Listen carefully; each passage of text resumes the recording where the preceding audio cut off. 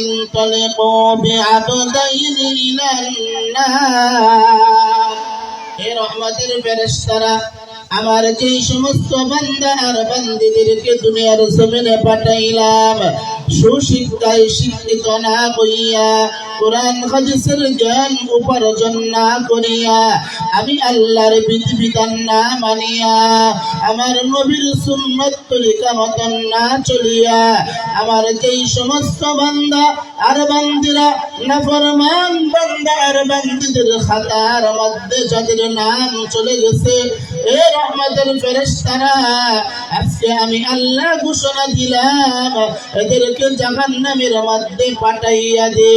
ইয়া আমার মা, ইয়া আমার বোন, ইয়া এলাকার যুবক ভাইরা, ওই সময় আপনার ছেলে আপনার মেয়ে আল্লাহর আদালতে মামলা করবে আর আল্লাহর কাছে বলবে ওয়াকালু রব্বানা ইন্না আতা'না সাদাতানা ওয়া কুবারা'না ফাআদাল্লুনা সাবিলা।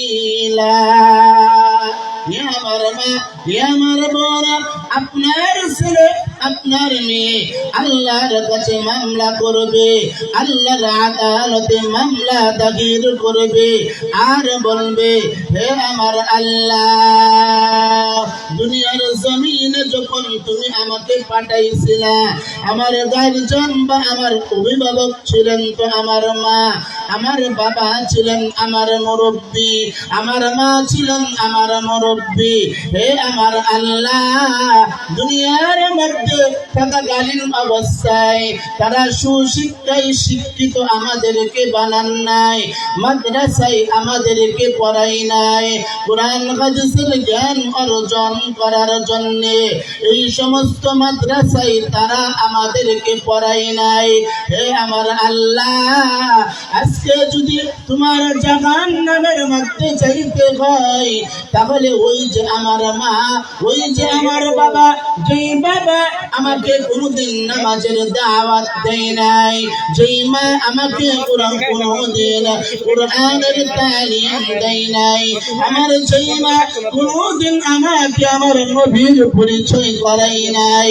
হে আমার আল্লাহ, আজকে যদি তোমার বিধিবিধান না মানার কারণে আমাকে যদি জাহান্নামের মধ্যে যাইতে হয় তাহলে আমার ওই মা কোথায়, আমার ওই সমস্ত মুরব্বী কোথায় যাদের কারণে আজকে আমি পথভ্রষ্ট হয়েছি, যাদের কারণে আজকে আমি জাহান্নামের আসামি হয়েছি। হে আমার আল্লাহ, আমার ওই সমস্ত মা বাবাকে না নিয়ে তোমার জাহান্নামের মধ্যে যাইব না। হে আমার মা, হে আমার বোন, হে মুরব্বী বাজান, ওই সময় আমার আল্লাহ ওই সমস্ত মাতা পিতাদেরকে, ওই সমস্ত সন্তানের মা আর বাবাদেরকে আল্লাহর দরবারে হাজিরা করাইবেন।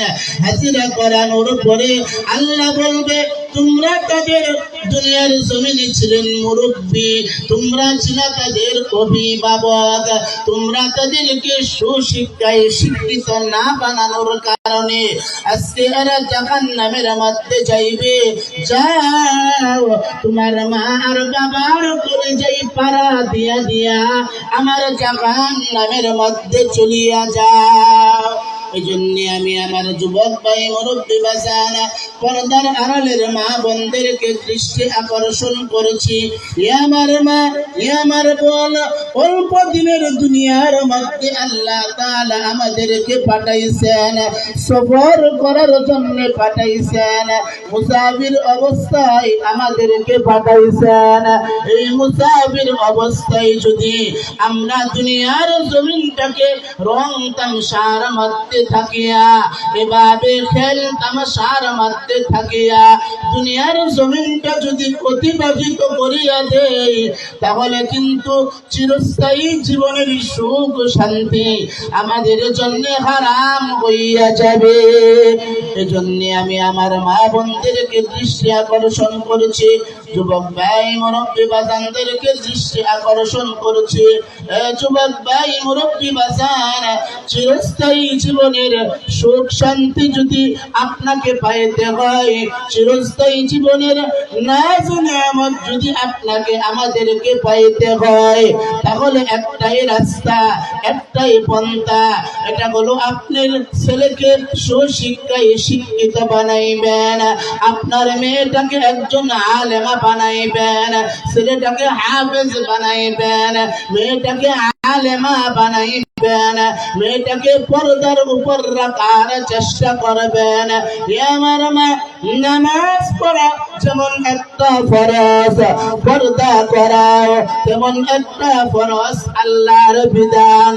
এখন তো আমার আধুনিক যুগের মা, আমার আধুনিক যুগের বোনেরা পর্দা করতে চাই না। পর্দা না করিয়া তাদের নিজের চেহারার সৌন্দর্য রাস্তাঘাটে প্রকাশ করিয়া বেড়ায়। আমার মা, তোমাকে পর্দা করতে হবে। পর্দা করা হলো আল্লাহর একটা মহাবিধান।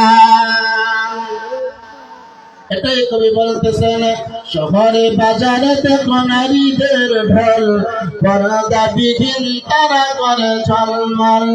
শহরে বাজারে দেখো নারীদের ঢল, পর্দা বিহীন তারা করে ঝলমল। অন্যকে তার দিকে আশাক বানাই, অন্যকে তার দিকে আশাক বানাই। দেশটায় আজি ধ্বংস নারীর বেপরদায়, সবার মুখে একই আওয়াজ, ভাই ভাই ভাই। ইবলিসে আজম বাংলাদেশে আগমন হয়েছে নারীর বেশে। এজন্য আমি আমার মাদেরকে অনুরোধ করছি, আমার মা, তোমার মেয়ে এই সমস্ত দ্বীনি প্রতিষ্ঠান ছাড়া, এই সমস্ত মাদ্রাসা ছাড়া, স্কুল কলেজের মধ্যে তোমার মেয়েটাকে কিন্তু পর্দা শেখানো হবে না। নামাজ পড়বে, এই সমস্ত জিনিস স্কুল কলেজের মধ্যে শিক্ষা দেওয়া হয় না।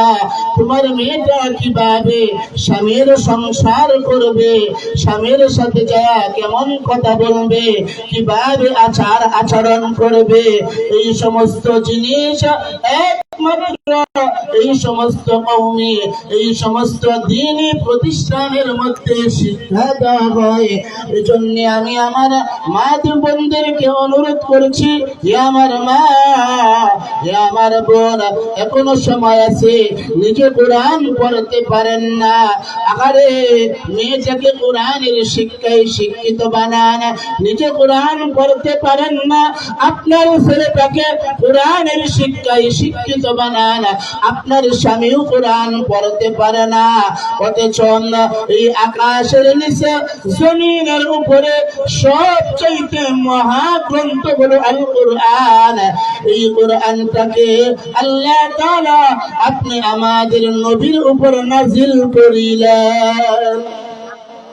এজন্য আমি আমার মা বোনদেরকে দৃষ্টি আকর্ষণ করছি, এলাকার যুবক ভাই, মুরব্বী বাজান, এখনো যারা আসছেন না, আপনার ছেলেকে আপনার মেয়েকে মাদ্রাসায় দিয়েছেন গর্ব করে, যে আমার বাড়ির পাশে মাদ্রাসায় দিয়েছি, বাড়ির পাশে মাদ্রাসায় পড়ে কি আমার ছেলেটা কি অর্জন করছে, কি জ্ঞান অর্জন করছে। মনে মনে আপনারা এতদিন হিমশিম খাইছেন। আজকে প্রায় 11 মাস বা 1 বছর অতিবাহিত হচ্ছে। এই মাদ্রাসার সূচনা প্রায় 1 বছর হয়ে গেছে। এই 10 মাস আর 11 মাসে আপনার ছেলে মেয়েকে কতটুকুন তারা পড়াইছেন, কতটুকুন তারা অগ্রসর করছেন। আপনি যখন এই অনুষ্ঠানের মধ্যে আজকে আসবেন, যখন আপনার মেয়ের হাতের লেখা দেখবেন, যখন আপনার ছেলের হাতের লেখা দেখবেন, হাতের লেখা দেখার পরে আপনি বলতে বাধ্য হবেন যে আপনার ক্লাস 1 এর ছেলে, ক্লাস 1 এর মেয়ের লেখা, আরবি লেখা, ইংরেজি আর বাংলা, এই সমস্ত হাতের লেখা দেখে আপনি বলতে বাধ্য হবেন যে মাস্টার পাস যারা করেছে তারাও এই সমস্ত শিশু শ্রেণীর ছাত্রদের কাছে ফেল হয়ে যাবে। এটা দেখার জন্য মূলত আজকের এই অনুষ্ঠানটা আপনাদের এলাকার এই সন্তানরা আজকে আপনাদেরকে উপহার দিচ্ছেন। এজন্য এখনো যারা আসছেন না, আলহামদুলিল্লাহ মা বোনরা প্রায় সকলে চলে আসছেন, কিন্তু যুবক ভাই মুরব্বী বাজান, জানি কাজ কামের দিন চলতেছে, এরপরেও জোহরের 1টা বা 2টার মধ্যে শেষ হয়ে যাবে। অল্প